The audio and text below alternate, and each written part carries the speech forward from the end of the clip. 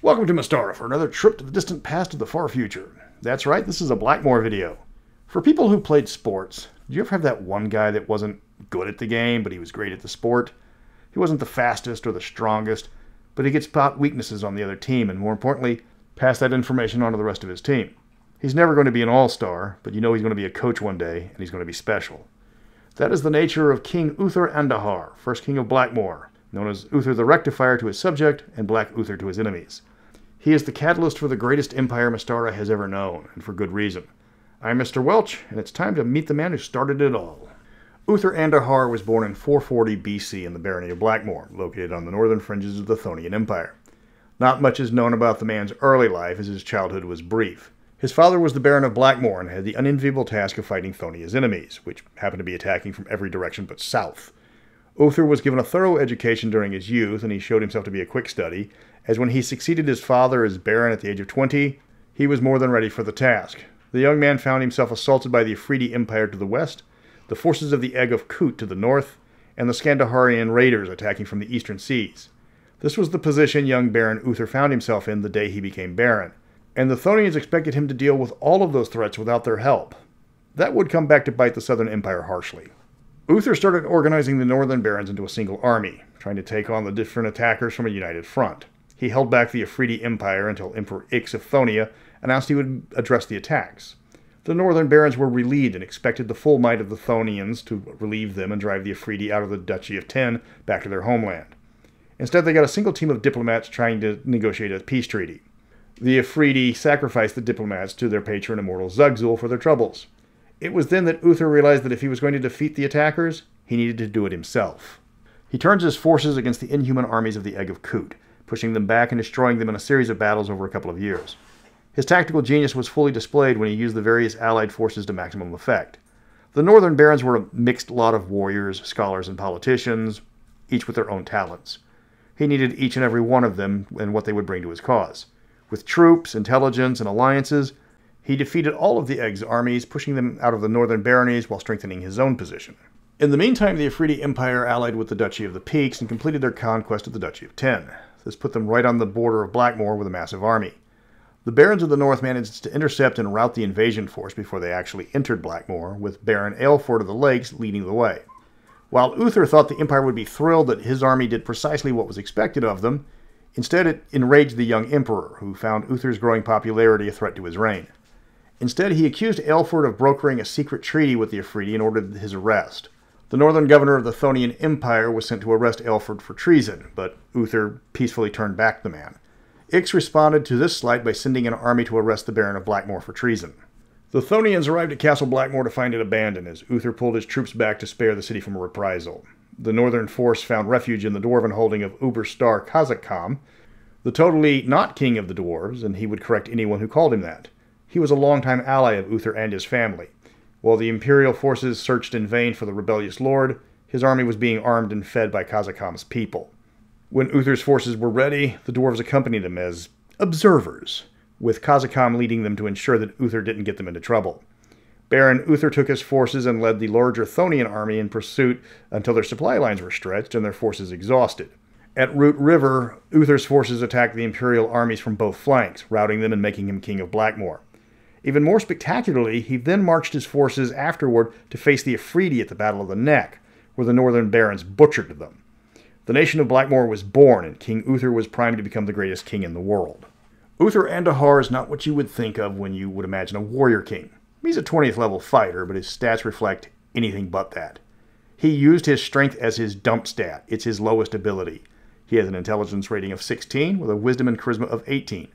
The guy oozes confidence, and while his physical stats are barely above average, his mental stats are the kind that gets the DM to ask you, did you roll these by yourself at home? But he personifies the intelligent king as always one step ahead of his enemies. He possesses a charisma that draws the best men and women to his cause. He is a tactical genius who turned a collection of rebels and traitors into the core of what would become the most powerful empire of all time. His personality is magnetic. The barons who followed him did so out of respect rather than fear. His other strength is his ability to make use of their individual talents. That was the primary reason for the defeat of the Chthonian and the Afridi armies in short order. He moved his troops around like chess pieces, putting them where they could do the most damage and always fighting from a position of strength. He doesn't believe in sacrificing troops. He knows there's always a better alternative. If his nobles aren't capable of a task, he finds someone else who is.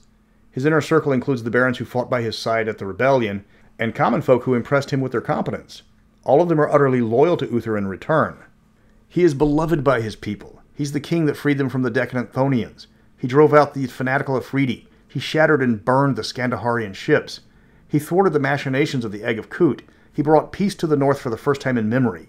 Even after his initial victories, his nation was attacked multiple times over the years by its enemies. The fact that every war and invasion ended in the defeat of Blackmoor's enemies just cemented Uther's reputation. He wasn't needed on the battlefield to secure victory, and he trusted his general's abilities. All his closest advisors were the best at what they do, and more importantly, they knew Uther would listen to them. Even Wolper Gannet, the Baron of Archelaus, his most critical advisor, is respected for always pointing out the worst-case scenario in Uther's reforms. One of the reasons for Uther's success as king was his forward thinking. The Chthonian Empire was plagued with stagnation. The kings, senators, and governors only cared for their personal power. They did little to help their people. Things were done because that's how they'd always been done. This was a significant factor in Chthonia's defeat. Their armories became predictable. On the other hand, Uther was always looking for ways to improve his nation. He brought Dwarven methodology to the human minds, enhancing their output and safety. He tasked the University of Blackmoor to find new technologies and sciences to improve people's lives. In just a few years, the Blackmoorian army is outfitted with weapons made of superior steel and clad in armor both lighter and stronger than ever. He brings Blackmoor into the equivalent of the Renaissance, making the nation the jewel of the North. It becomes almost impregnable, so much so that the Iron Duke, the Chthonian noble tasked with reconquering Blackmoor, suspends hostilities due to his losses. This benefited him as the Afridi Empire, also tired of getting their men impaled on Blackmoor steel, attacks Chthonian, only to be repulsed by the now entrenched Iron Duke. Uther's legacy started in his youth when his father sent him to Mohawks, the capital of Chthonian, for an education. Uther was the first of his line to be educated in the heart of the empire, as his father felt the North needed an educated leader more than it needed a warrior. Uther took to his lessons well, absorbing anything that he could read. But here he found the stagnation and rot had taken root in the empire. Instead of science and logic, he was taught to memorize the philosophies of dead men who stopped being relevant centuries ago. Progress was a thing of the past. The scholars and nobles held onto the memory of greatness, long since gone. And when that was gone, they revered the memory of the memory. The great Chthonian Empire was no longer great. Upon his father's death, he returned from his studies, determined to make sure Blackmoor's fate was not that of the empire it was a part of. At the start of his duties, Uther was a bitter, disillusioned man. He brought back disgust for the very empire he was sworn to defend. Chthonia's support of Blackmoor was at best minimal. As long as the taxes kept flowing, they didn't care. But Uther also brought back his sense of wonder and optimism, which won out in the end, fortunately.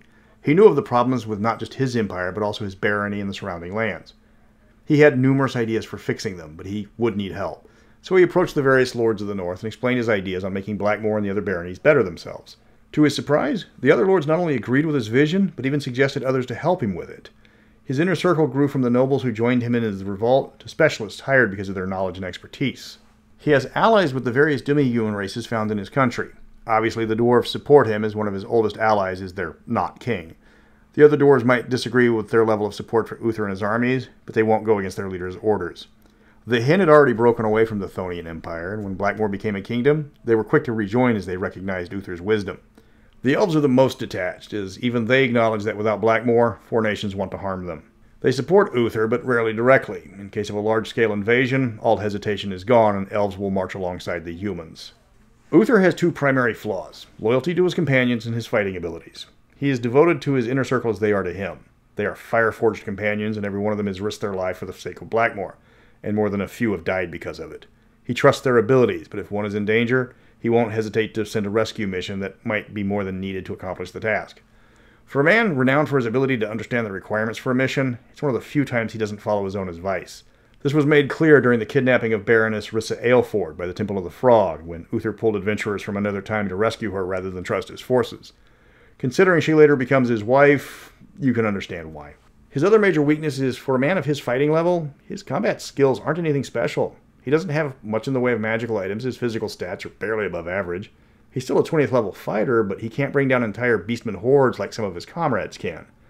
This starts off the Blackmoor series of modules when he's kidnapped by agents of the Chthonian Empire who understand that Uther's skills are not on the battlefield, but managing campaigns and leading his nation. He's a skilled warrior, but others of his level do it better. That's King Uther Andahar of Blackmoor, the man who would set in motion the greatest empire Mystara has ever known and set it on a path that would ultimately destroy it. He's a legendary king, loved by his people, revered by his inner circle, and despised by his neighbors. The players will hopefully look up to him, even if he needs a bit of rescuing at the start. Next week, we are going to break down the differences between the rundown and dilapidated Underdark, comparing it to the fresh and revitalized world below. Until then, remember, never sell your firstborn to a wizard.